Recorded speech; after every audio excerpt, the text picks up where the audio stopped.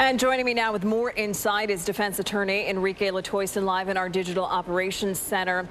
First of all, the legal focus, as you heard from that story out of D.C., now shifts to possible federal civil rights charges and calls now for the Justice Department to take action, looking into whether Trayvon's civil rights were violated. What do you think is the likelihood of that? The government would have to show intent and what was in Zimmerman's mind, something the state of Florida couldn't do.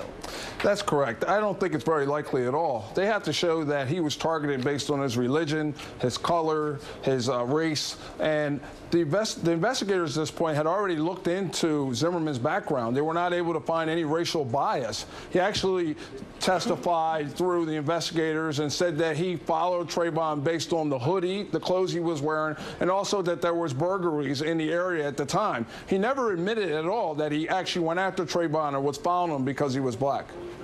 Now, there are reports that the 9mm handgun Zimmerman used to kill Trayvon Martin will likely be returned to Zimmerman if he requests it.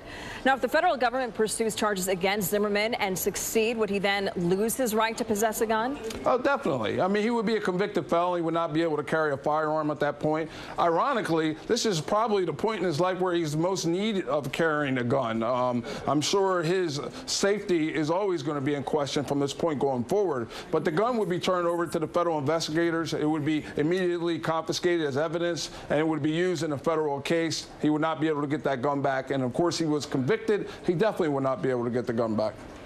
We continue to hear people bring up the stand your ground defense. We heard it from the very beginning, but the defense did not assert stand your ground, instead opting for self-defense. Was that the difference maker here? Oh, definitely. This was not a stand your ground case. This case was not based on a very peculiar Florida law case. This was a classic self-defense case that's done all across America in all the states. And that was not done in this case. He simply exerted his right to self-defense, and the prosecution failed to prove beyond a reasonable doubt that Mr. Zimmerman did not believe that he was in an imminent danger of serious bodily injury or death. All right, and we know that Attorney General Eric Holder will have to make a determination on the Justice Department taking action. We will continue to watch it. Enrique Latoison, thank you for your time. Thank you.